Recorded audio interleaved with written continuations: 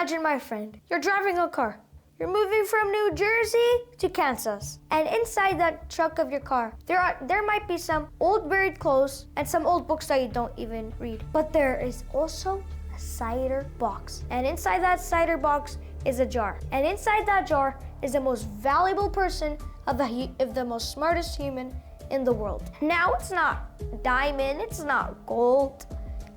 It's a pickled brain. Now, he isn't a superhero, he isn't a government agent.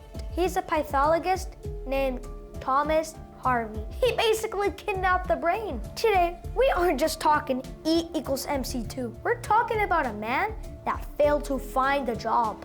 Welcome back, my friends. We are talking about Einstein. Let's go back to March 14, 1879. In the kingdom of Württemberg, in the German Empire, a baby is born, and the family just got so worried. His head is big. I mean, remarkably large. His grandma takes one look at him. She looks at him closely. She screams, "He is fat!"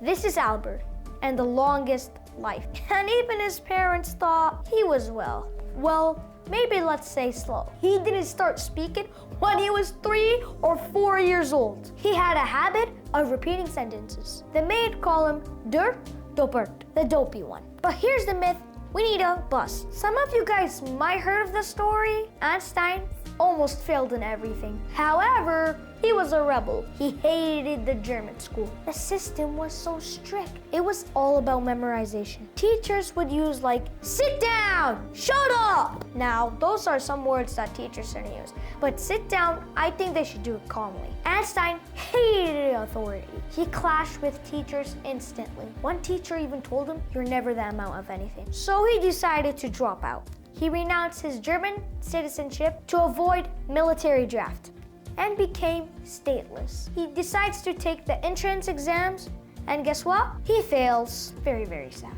But wait, he didn't fail in physics section. He destroyed physics. But except he failed in French school. But one professor was so impressed by his physics.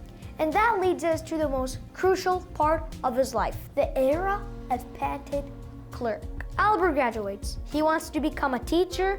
He applies to universities. He asks teachers for jobs, but everyone says no. He is agronat. He is absolute a mess. He asks too many questions. He is literally unemployed. His father is dying with headaches and can't stop thinking about it. He thought Albert was a failure. Now finally, a true friend gets him a job. It was at Swiss patent office in Bern. Now his job was sitting and reading all day. He read for new inventions and any applications, like a new type of refrigerator, a machine of the sort gravel. Now most people would absolutely find it boring.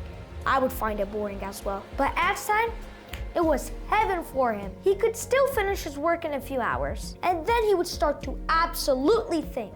He called his desk drawer the Bernoulli of Theoretical Physics. My friends, let's dive into the year 1905. Historians called it the Annus of Mirabilis, the miracle year. In his spare time, a guy wrote 4 papers without his boss looking. Paper 1 proved atoms exist, probably before people thought it was 100% sure.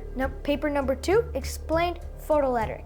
This what got him to the Nobel Prize later. Paper 3, special relativity. This changed how we see space and time. Paper 4, it was E equals MC2. Let me explain E equals MC2. Now for E equals MC2, M stands for mass and E stands for energy. Now they're the same thing. They are the same currency. Mass is just super concentrated energy. And because of C, the speed of light, it's a terrifying amount of energy. If you turned a paperclip entirely into energy, it could flatten down.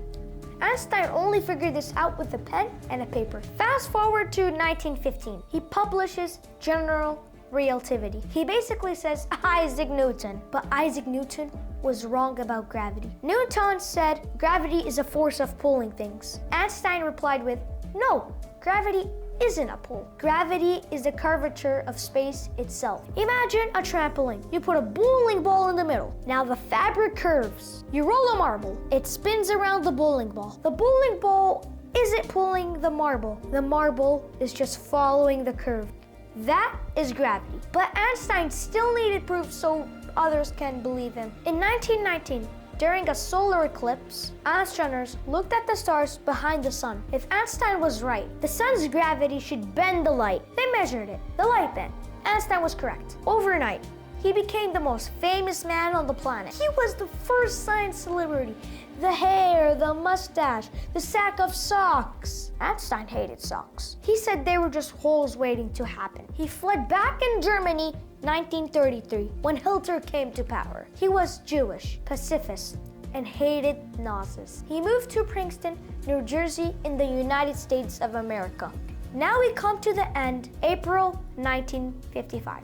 Einstein is 76 years old. He's at Princeton Hospital. He has an abdominal aortic aorasium system. He has an abdominal aortic aorasium. Basically, the main blood vessel in his stomach is swelling and it's about to burst. Doctors tell him, we can save you.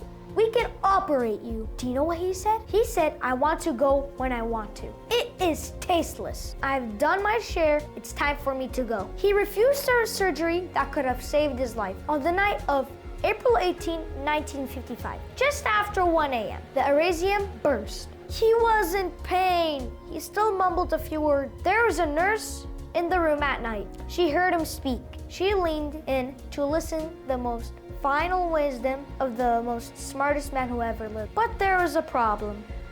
Einstein spoke his words in German. The nurse only knew English. The last thought, the final sentence of Albert Einstein's word evaporated in air. Einstein officially passed away, but his story just kept on getting weird. Einstein left instructions to the nurses. He left instructions. He said, cremate me, scatter my ashes. I don't want a grave. I don't want people to worship my bones. So the funeral happens, he cremated. Now remember when I told you about Thomas Harvey? He's the guy that kidnapped Einstein's brain. Now he's back in the story. Harvey looks at the body, he looks at the head. He said, I cannot burn this. The brain is the thought of relativity.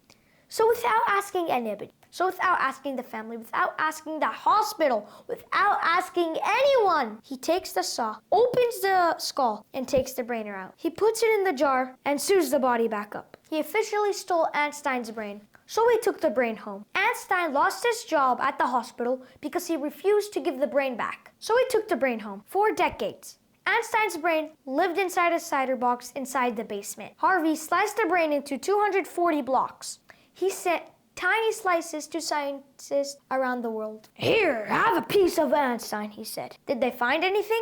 Actually, yes. Years later, scientists showed his brain that was different. Studies showed his brain that was different. My friends, Einstein was not a god. He was a bad husband. He was a distant father. He could not be stubborn, but he taught us something profound. He taught us that common sense is a collection of pro-justice that we learned by the age in 18.